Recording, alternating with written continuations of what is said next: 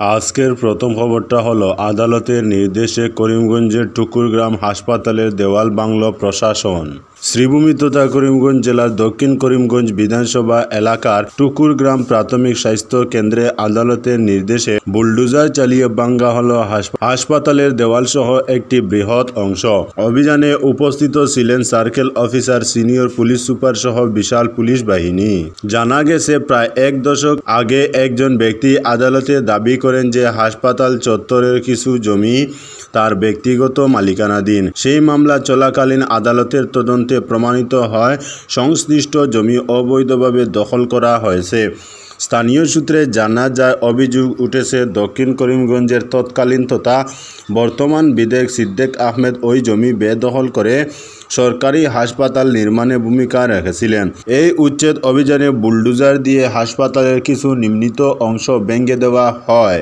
আজকের পরবর্তী খবরটি হলো মেহেরপুর জিলানি চৌধুরী লেনে চুরিকাণ্ডের মূল অভিযুক্ত আটক। শিলচর মেহেরপুর জিলানি চৌধুরী লেনে সম্প্রতি ঘটে যাওয়া চুরিকাণ্ডে মূল অভিযুক্ত অবশেষে ধরা পড়েছে। সিসিটিভি ফুটেজের ভিত্তিতে রুহুল আমিন নামে এক যুবককে আটক করা হয়। হাইলাকান্দির যুবক রুহুল কিছুদিন ধরে জিলানি চৌধুরী লেনে ভাড়া থেকে মোমোস কিচেন নামের একটি রেস্টুরেন্ট চালাতো। সিসিটিভি ফুটেজে স্পষ্টভাবে রুহুল আমিনের গতিবিধি ধরা পড়ে।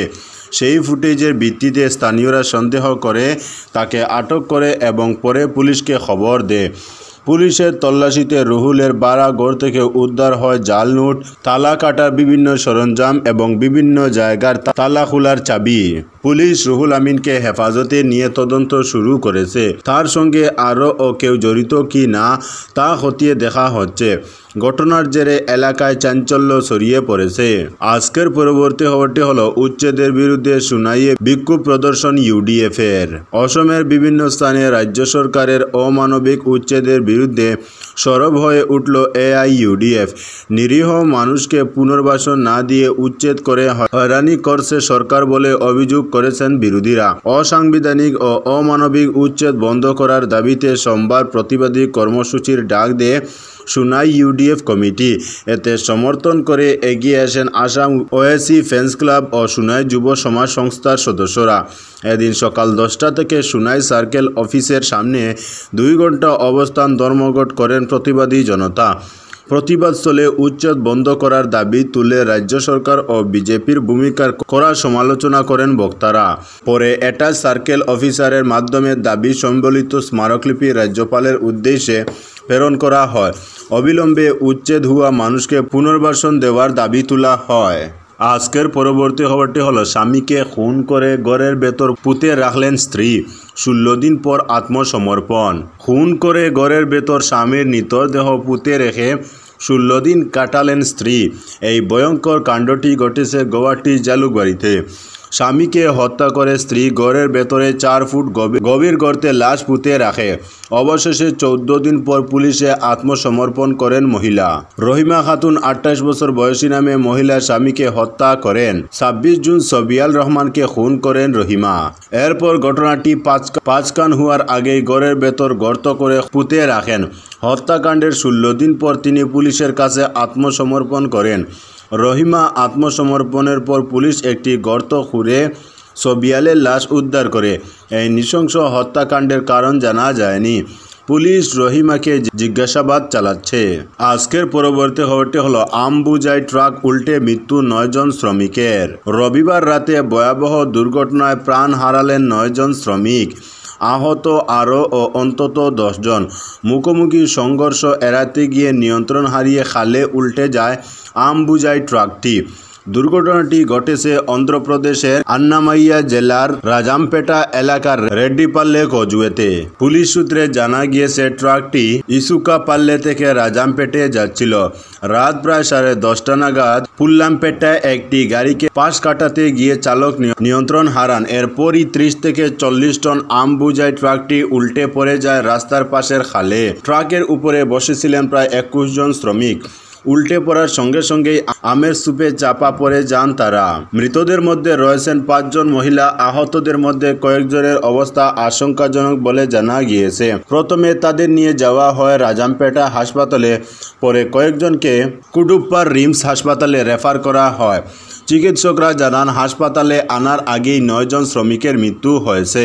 স্থানীয় পুলিশ ও উদ্ধারকারী দল জানায় দুর্ঘটনার খবর পেয়ে দ্রুত ঘটনাস্থলে পৌঁছেন তারা। মাটি কাটার যন্ত্র ও ক্রেন ব্যবহার করে শুরু হয় উদ্ধার কাজ।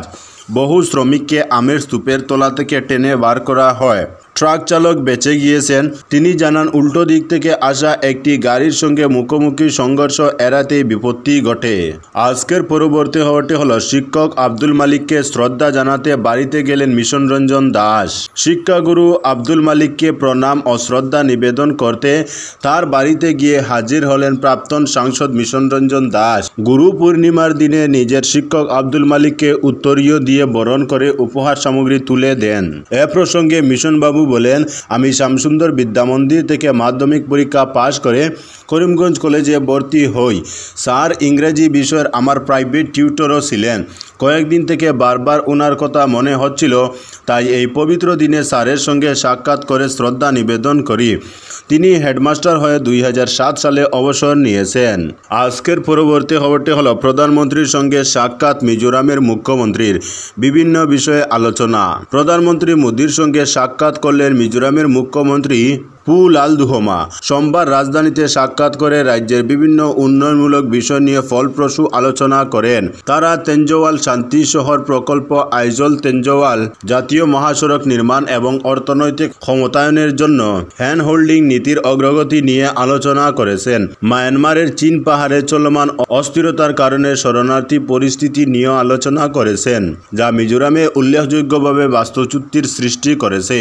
মুখ্যমন্ত্রী রান্নার গ্যাসের প্রবেশাধিকার বৃদ্ধির বিষয়টি উত্থাপন করেছেন এবং তিনি আইজিজিএল এর অধীনে চলমান 926.5 কোটি গ্যাস পাইপলাইন প্রকল্পের কথা উল্লেখ করেছেন, যা মিজোরামের বাসিন্দাদের জন্য পাইপ গ্যাস সংযোগ প্রদান করা, বিশেষ করে আইজলে অনেকেই এখনও গ্যাস সিলিন্ডারের উপর নির্ভরশীল।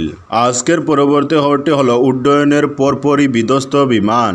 যুক্তরাজ্যের এসেক্স জেলার সাউথ এন্ড বিমানবন্দর থেকে উড্ডয়নের পরপরই বিধ্বস্ত হয়েছে একটি ছোট আকারের বিমান বিচক্রাফট B200।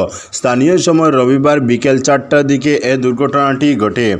আগুন ধরে যাওয়া বিমানের ধ্বংসাবশেষে বিস্ফোরণ হয় এবং চারপাশ কালো ধোঁয়ায় ঢেকে যায়।